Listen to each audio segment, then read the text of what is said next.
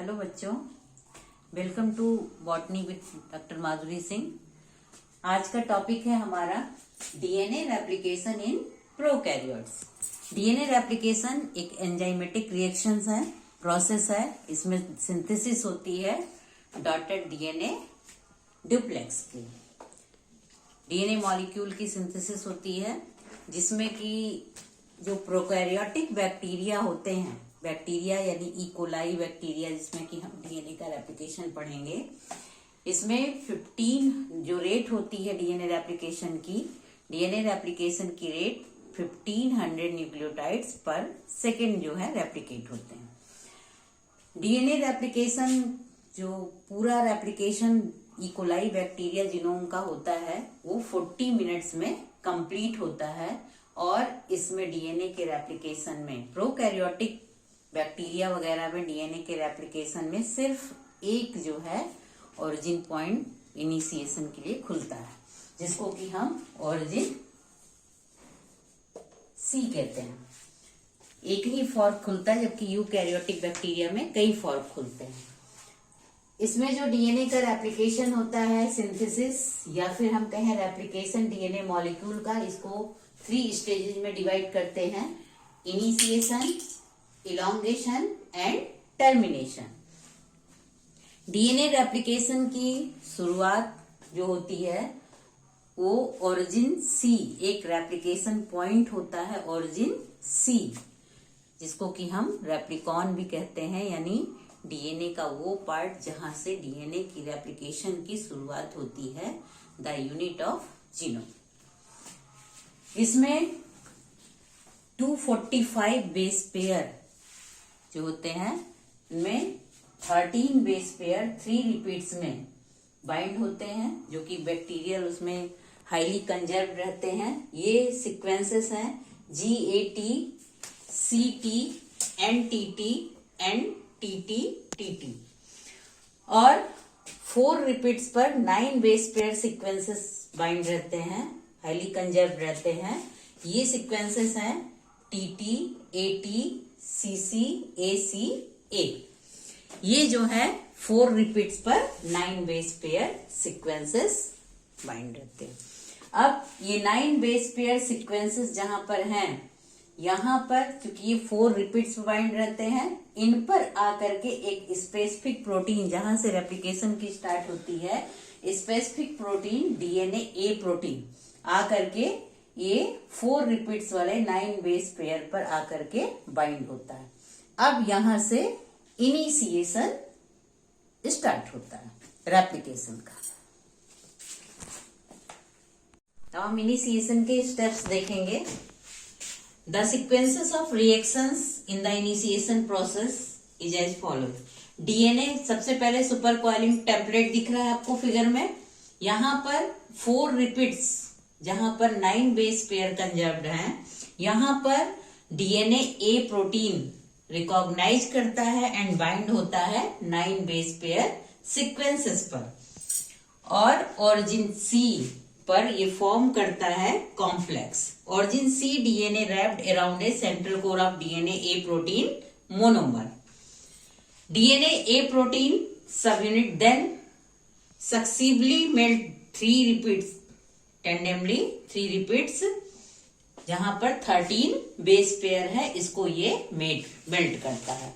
यानी DNA A protein जो है 4 बेस पेयर, 4 रिपीट्स पर 9 बेस पेयर पर बाइंड होता है, रिकॉग्नाइज करता है और शुरुआत करता है मेल्टिंग की। और ये मेल्टिंग करता है, ये 3 रिपीट्स पर जो 13 बेस पेयर है, इनको मेल्ट करता है। किसके साथ? डीएनए ए प्रोटीन के साथ एटीपी, और डीएनए ए प्रोटीन यहाँ पर बाइंड होता है। अब एटीपी के साथ साथ यहाँ पर हिस्टोन लाइक प्रोटीन भी होता है, जो कि बाइंड होता है और डीनेचर्स करता है 13 बेस पेयर सीक्वेंसेस को। ये 13 बेस पेयर सीक्वेंसेस जब यहाँ पर मेल्टिंग होती है तो ये फॉर्क खुलता है। फॉर्क खुलना स्टार्ट होता है जैसे कि हम किसी रस्सी को जब गर्म करें तो उसका नॉट जो है खुल जाए।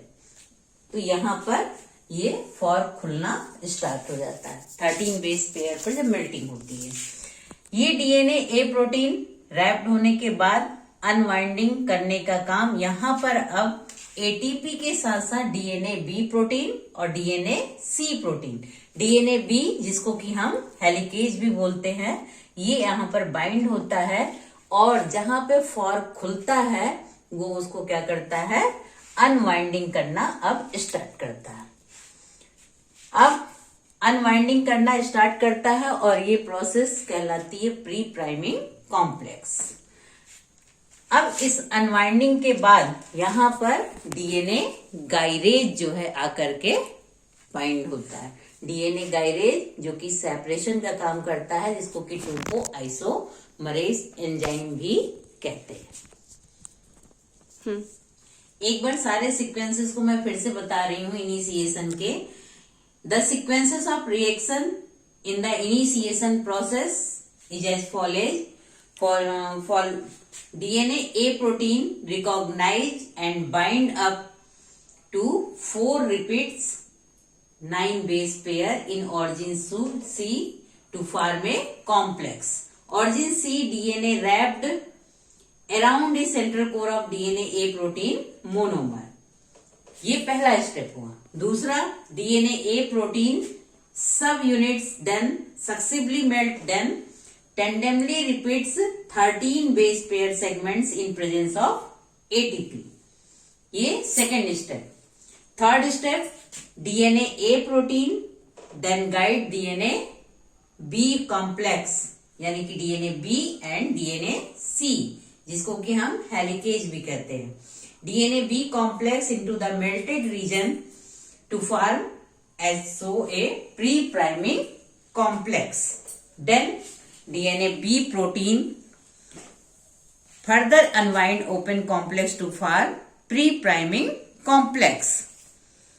Next step, DNA gyrase and single stranded binding protein, यानी जिसे हम SSB protein भी कहते हैं, are bound to pre-priming complex and now complex is called as priming complex. यहाँ पर डीएनए बी के बाद डीएनए बी और डीएनए सी, जिसको कि हम डीएनए बी कॉम्प्लेक्स या फिर हम हेलिकेज कहते हैं, वो बाइंड होता है और वहां पर जहां पर मेल्टिंग हुई रहती है अब उसको क्या करता है, अनवाइंड करना स्टार्ट कर देता है। नेक्स्ट स्टेप में यहां पर अब आकर डीएनए गाइरेज बाइंड होता है। डीएनए गाइरेज जिसको टोपो आइसोमरेज एंजाइम भी कहते हैं।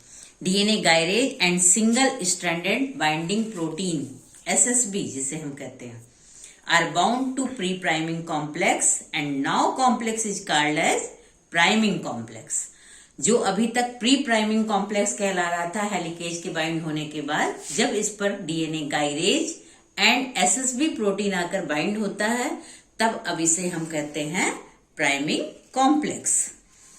नेक्स्ट स्टेप में in the presence of gyrase and SSB helicase further unwind the DNA is both direction so as the permit entry of primase and RNA polymerase.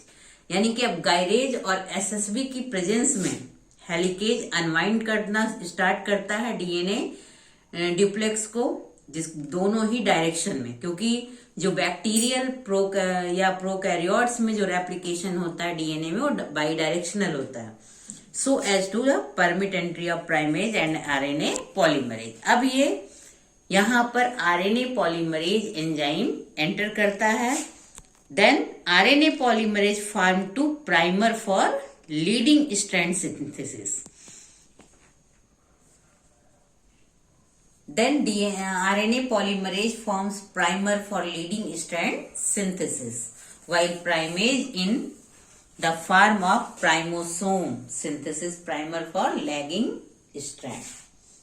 तो RNA primer जो होता है, RNA polymerase enzyme primer form करता है leading strand की synthesis के लिए और प्राइमेज जो है टेम्पलेट बनाता है लैगिंग स्ट्रैंड की सिंथेसिस के लिए। नेक्स्ट स्टेप में